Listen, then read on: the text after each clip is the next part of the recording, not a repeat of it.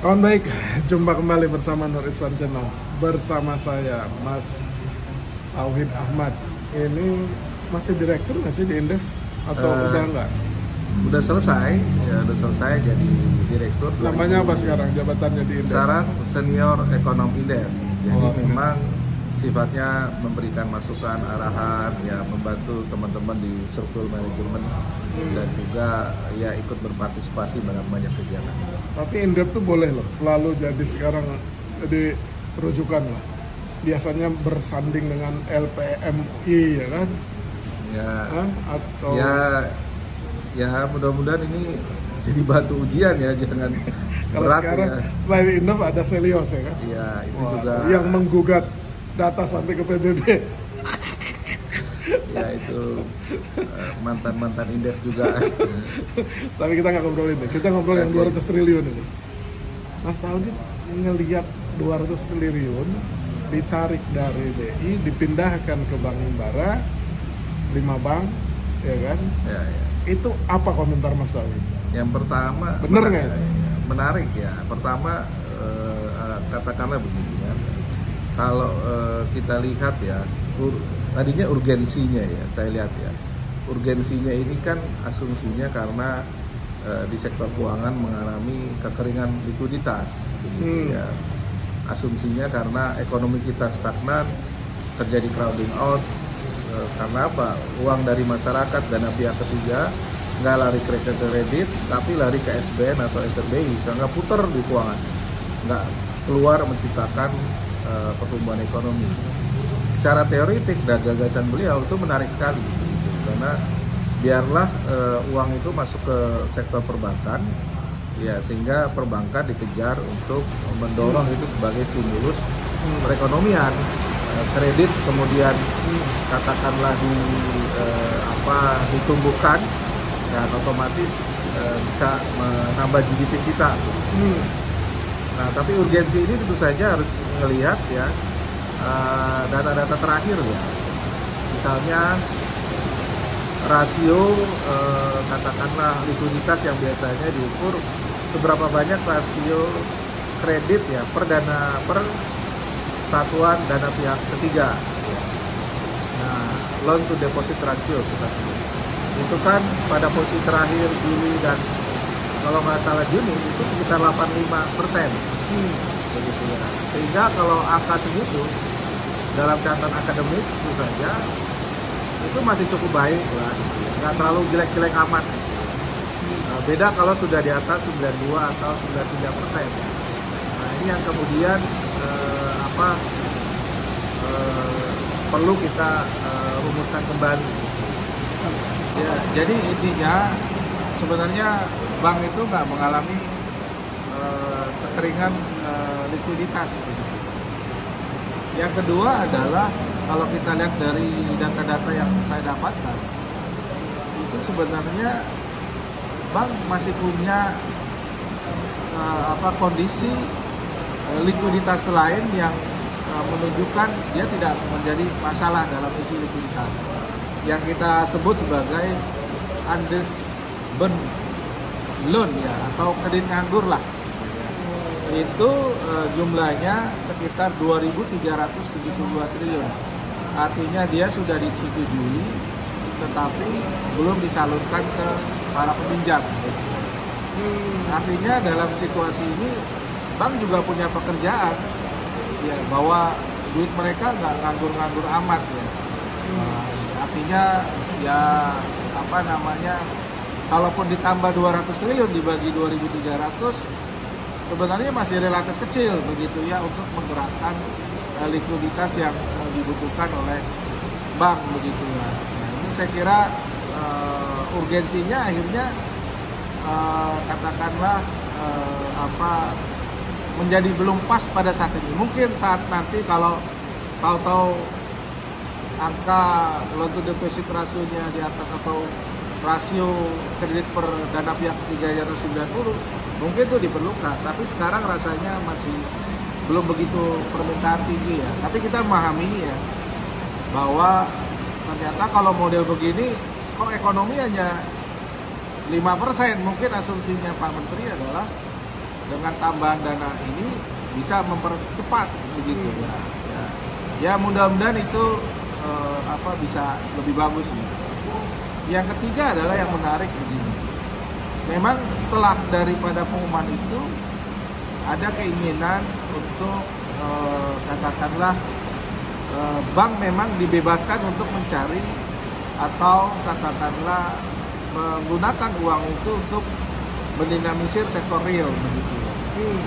Ya, termasuk mungkin request dari Kemenko Perekonomian untuk beberapa sektor misalnya di perumahan, termasuk sektor di koperasi merah putih ya, di perdesaan maupun di kelurahan.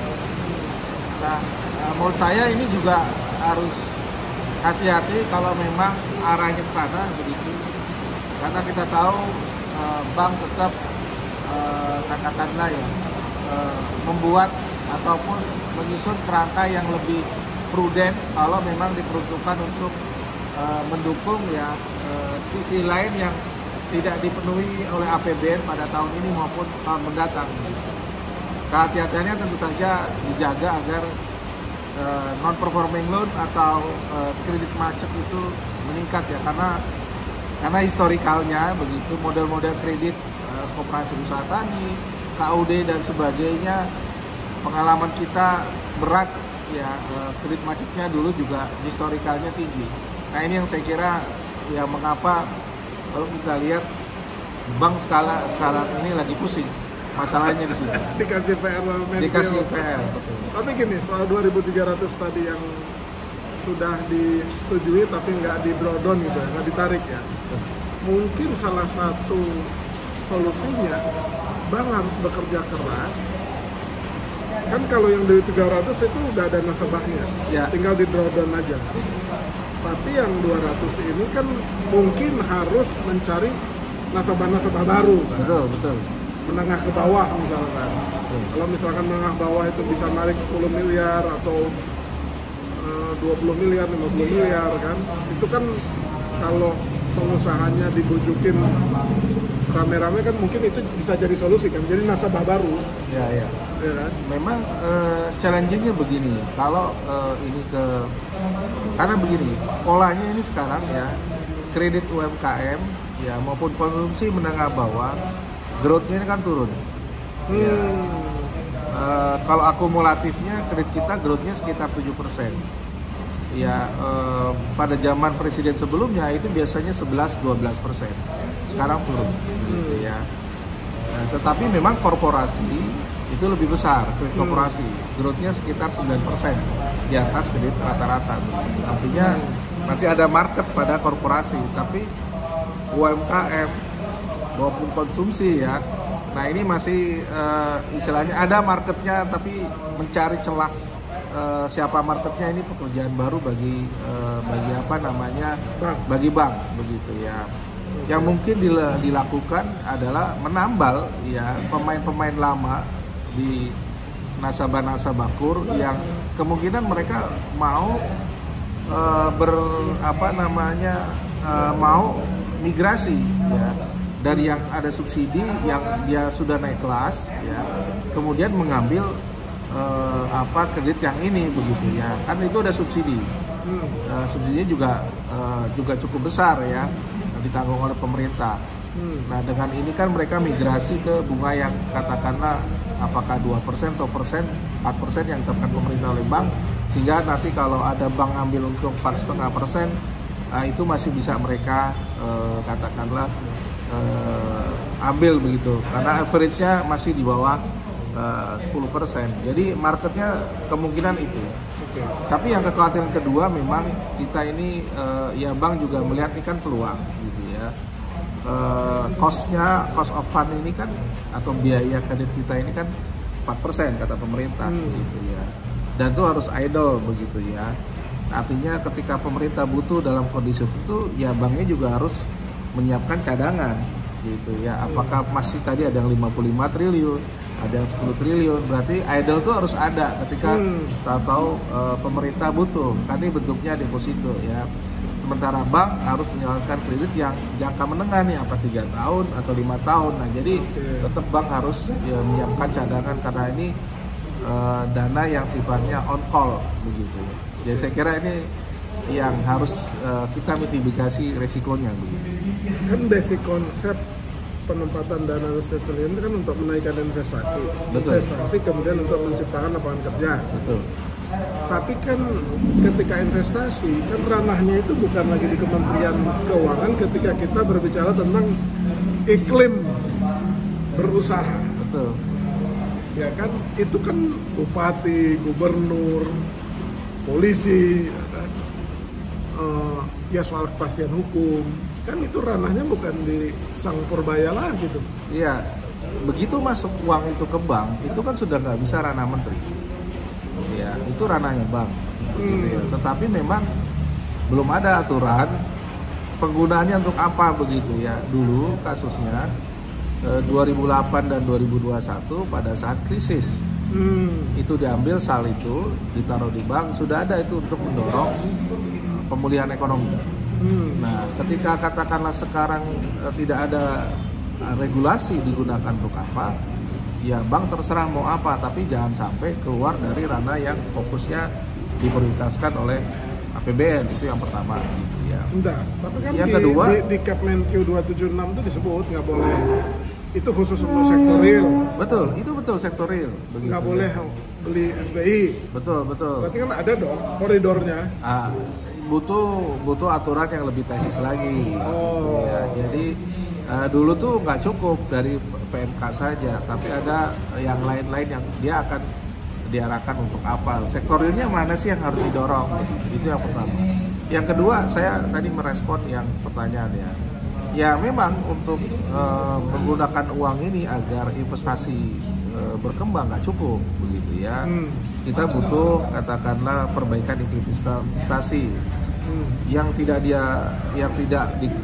katakanlah di ranah beliau adalah misalnya soal kepastian lahan. Itu problematik kita yang paling utama di investasi. Izin ya, ini kan meskipun sudah ada single OSS ya, itu tetap aja prakteknya dalam pengurusan itu butuh waktu dan sebagainya, termasuk kos yang saya kira relatif besar begitu. Nah, ini yang kemudian memang itu juga harus diperbaiki berbarengan dengan apa yang ingin dibuat oleh Pak Menteri Keuangan dengan uang mengalirkan ke bank begitu. Jadi kalau itu kurang maka nggak akan nyambung nih, uang itu tetap aja idle di bank gitu ya. Bank kalau cost of fundnya 4%, saya khawatirnya begitu, dia hanya mengganti deposito yang mahal yang bunganya 5%. Jadi substitusi aja begitu, yang itu dibalikin begitu, kembalikan, dia nggak keluarkan bond lagi korporasi yang ngambil dari pemerintah. Kan teman-teman pengusaha itu selalu bilang, aduh bos, tetap aja bos, susah bos, tetap harus keluar juga kita high cost ekonomi, ya, ada pungli gitu kan. Betul. Ya, kan? Kita ICOR kita kan 6%, 6,4 lah. Itu menunjukkan biaya ekonomi tinggi. Berarti kalau katakanlah itu nggak diperbaiki, uangnya ada nggak jalan juga gitu ya. Jadi itu yang kemudian perlu dukungan kementerian lain agar itu juga bisa diturunkan begitu. Uangnya ada, tapi yang lain beban kosnya besar di luar katakanlah yang sifatnya pajak begitu ya. Itu harusnya menjadi perhatian lah. Berarti dengan 6,4 angka ICOR itu tinggi itu ya. Itu sangat menunjukkan bukti bahwa kita masih high cost ekonomi. Masih. Di beberapa negara ASEAN rata-rata sudah di bawah 5. Jadi untuk menghasilkan output perekonomian ternyata beberapa investasi yang kita butuhkan jauh lebih mahal. Jauh lebih mahal. Jauh lebih mahal. Gimana bisa bersaing kalau yang lain negara ASEAN nanti mau 5% ya kan? Ya. Kita masih 6,4. Ya, artinya kita harus bereskan persoalan klasik yang selama ini mungkin ya menjadi problem kita untuk bergerak cepat gitu ya. Artinya kalau investasi itu nggak berjalan, yang salah bukan Menkyu kan? Iyalah begitu. Ada hal lain lah begitu. Hal yang lain tuh apa itu? misalnya ya tadi kan kita misalnya bagaimana kepastian kepastian hukum dan sebagainya itu kan kepercayaan investor gitu ya. Betul ya. Ya kita kan menangani banyak sekarang investor yang mau masuk misalnya dari China, dari Korea atau dari Singapura misalkan cari Silverster aja setengah mati ya. Tapi kita diskusi ekonomi lah. Boleh.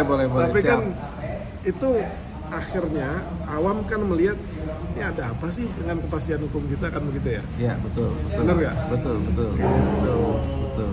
Oke, berarti kan itu tadi kata yang paling tepat agar ekonomi tumbuh, investasi berjalan dengan baik, kepercayaan investor muncul, itu kata yang tepat itu namanya koordinasi antara Menteri Keuangan dengan yang lain. Betul ya, dengan kepolisian. Jangan sampai ada pengusaha mau buka lahan digerebek ormas ya kan.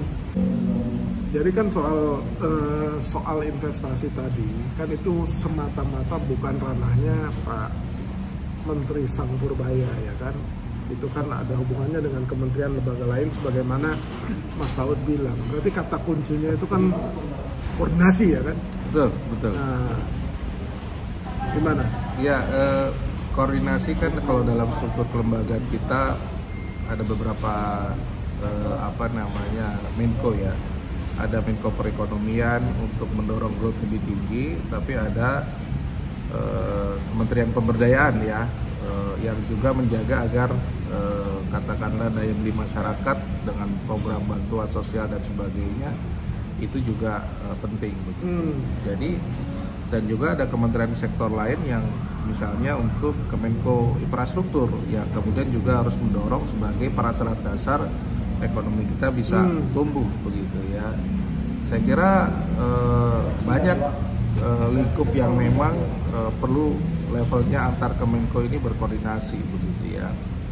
Misalnya kita mau investasi ya, uangnya kita sediakan tetapi kalau infrastrukturnya nggak di luar ranah Kemenko Perekonomian maka nggak akan jadi itu barang gitu. Investasi di Indonesia Timur dan sebagainya sulit gitu ya. Nah itu yang saya kira di situ gitu ya. Ya apalagi kita tahu ya kontribusi investasi dalam PDB kita kan tinggi ya, sekitar lebih dari 20%. Lebih penting itu dibandingkan government expenditure gitu. Saya kira koordinasi menjadi penting. Tapi itu yang saya kira menjadi challenge sekarang begitu. Beberapa hal mungkin ya kita amati seperti halnya masih relatif koordinasi ini perlu diperjuangkan lebih sering lah gitu ya. Jadi untuk tidak mengatakannya lambat koordinasinya. Itu kan mahasiswa ini kalau saya itu perlu ditingkatkan. Oh iya. Dalam banyak hal ya. Karena dulu saya ingat pada waktu perumusan pertumbuhan ekonomi 2025 atau 2026 atau KL itu berbeda ya, Bappenas, Kementerian Keuangan, BI dan sebagainya. Padahal tuh udah mau dibahas dengan DPR, harusnya kan pemerintah sering beda gitu. Jadi apalagi ke bawahnya. Jadi yang mendorong growth itu siapa gitu. Ini yang kemudian menjadi poin penting. Masih suka ada ego sektoral ya? Ya menurut saya ya itu pasti terjadi ya. Sekarang yang happy ya KL-KL yang tentu saja mendapatkan anggaran besar begitu ya. KL-KL baru yang nggak punya anggaran sekarang juga problem koordinasi gimana gitu ya untuk membuat satu policy, satu kerja-kerja yang dibutuhkan dan targetnya besar oleh Pak Presiden akhirnya tidak terrealisir. Jadi ada problem juga, koordinasi penting, kewenangan ada, tapi dari sisi policy anggaran juga harus dilihat kembali. Oke, terima kasih Mas Tawi Damat. Terima kasih banyak Mas Tawi Damat itu adalah senior ekonom Indef. Dulu direktur eksekutif ya. Siap Mas. Sekarang udah enggak. Semoga terus bisa memberikan pengabdiannya di bidang ekonomi untuk Indonesia Raya yang kita cintai. Amin. Jangan lelah mencintai Indonesia. Siap untuk Merah Putih. Terima kasih, kawan baik.